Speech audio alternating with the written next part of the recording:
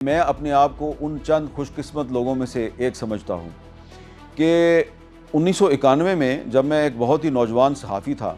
تو ہم نے اپنی آنکھوں کے سامنے ایک سپر پاور تھی سوویت یونین، اس کو کولیپس ہوتے ہوئے دیکھا۔ سوویت یونین کا زوال ہم نے اپنی آنکھوں کے سامنے دیکھا 1991 میں۔ 1991 تک دنیا میں دو سپر پاورز تھے، ایک امریکہ اور دوسرا سوویت یونین۔ اور جب سوویت یونین کے بہت سے حصے بکھرے ہو گئے تو اس وقت جو سوویت یونین کے صدر تھے گورباچوف، حالانکہ وہ ایک بہت اچھے اسٹیٹس مین تھے،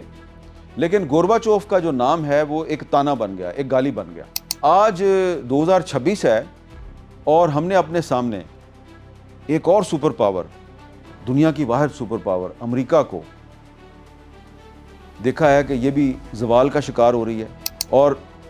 جو امریکہ کے صدر ہیں ڈونلڈ ٹرمپ، وہ اب امریکہ کے گورباچوف ثابت ہو رہے ہیں۔ میں یہ تو نہیں کہتا اور نہ ہی میں چاہتا ہوں کہ جس طرح سوویت یونین کے بہت سے حصے بکھرے ہو گئے تو امریکہ کے بھی حصے بکھرے ہو جائیں، لیکن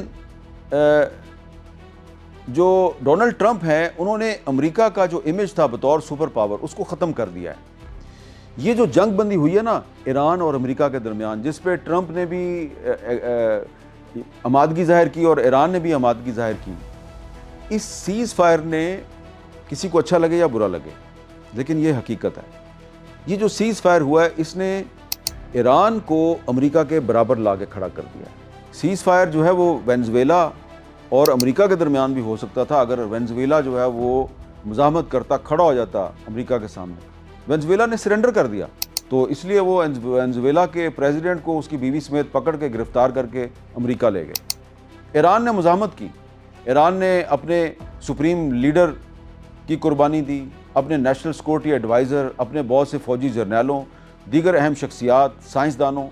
بہت سے لوگوں کی قربانی دی، بچیوں کی قربانی دی جن کے اسکول پر امریکہ نے بمباری کر کے ان کو بڑی تعداد میں شہید کیا۔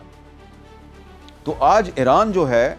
اس کے ساتھ سیز فائر کر کے امریکہ اب سپر پاور نہیں رہا۔ یہ کسی کو اچھا لگے یا برا لگے یہ ایک حقیقت ہے۔ اور اسی طرح یہ جو سیز فائر ہے اس کے بعد جو وہ معاہدہ ابراہیمی تھا وہ بھی،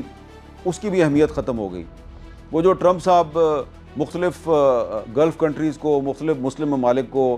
گھیرتے تھے، پریشرائز کرتے تھے کہ آپ ابراہم ایکارڈ کا حصہ بن جائیں اور معاہدہ ابراہیمی میں شامل ہو جائیں، اسرائیل کو تسلیم کریں تو آپ کو بڑا فائدہ ہوگا۔ تو یہ جو سیز فائر ہے نا، اس کے بعد اب کوئی بھی مسلم ملک جو ہے وہ معاہدہ ابراہیمی کا حصہ بننے سے 10 دفعہ سوچے گا کہ میں اس معاہدے کا حصہ بنوں یا نہ بنوں۔ اور جو گریٹر اسرائیل کی سازش ہے وہ بھی ناکام ہو گئی۔ اور جو ٹرمپ صاحب گریٹر نارتھ امریکہ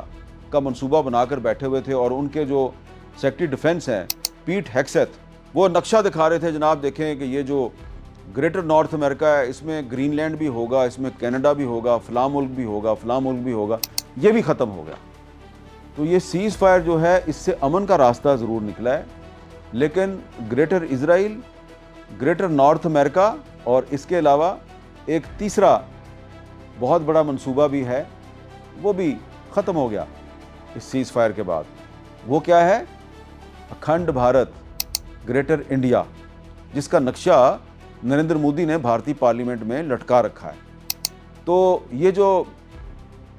اکھنڈ بھارت کا منصوبہ تھا، اس کے راستے کی پہلے بھی سب سے بڑی رکاوٹ پاکستان تھا، اور اب جو اس سیز فائر کے بعد پاکستان کا جو امیج دنیا میں بنا ہے، تو اس کے بعد تو اب جو اکھنڈ بھارت کے حامی ہیں ان کو سوچ لینا چاہیے کہ اب یہ جو آپ کا نظریہ ہے یہ بس ایک خیالی نقشے تک ہی محدود رہے گا اور یہ کبھی حقیقت نہیں بنے گا۔ تو یہ سیز فائر جو ہے اس نے صرف مڈل ایسٹ میں امن کا راستہ نہیں کھولا، اس سیز فائر نے جنوبی ایشیا میں بھی مستقل امن کا راستہ کھول دیا ہے۔ اور اگر فلسطین کا مسئلہ حل ہو جاتا ہے، ہمیں امید کرنی چاہیے کہ ایک دن کشمیر کا مسئلہ بھی حل ہو جائے گا، لیکن کشمیر کا مسئلہ حل کرنے کے لیے پاکستان کا صرف ایک ایٹمی طاقت ہونا ضروری نہیں ہے۔ کشمیر کا مسئلہ حل کرنے کے لیے پاکستان کا ایک بہت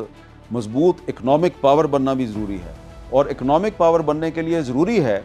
کہ یہ جو نریندر مودی نے پچھلے سال India Middle East Europe corridor کا منصوبہ کھولا تھا تاکہ سی پیک کو کاؤنٹر کیا جائے،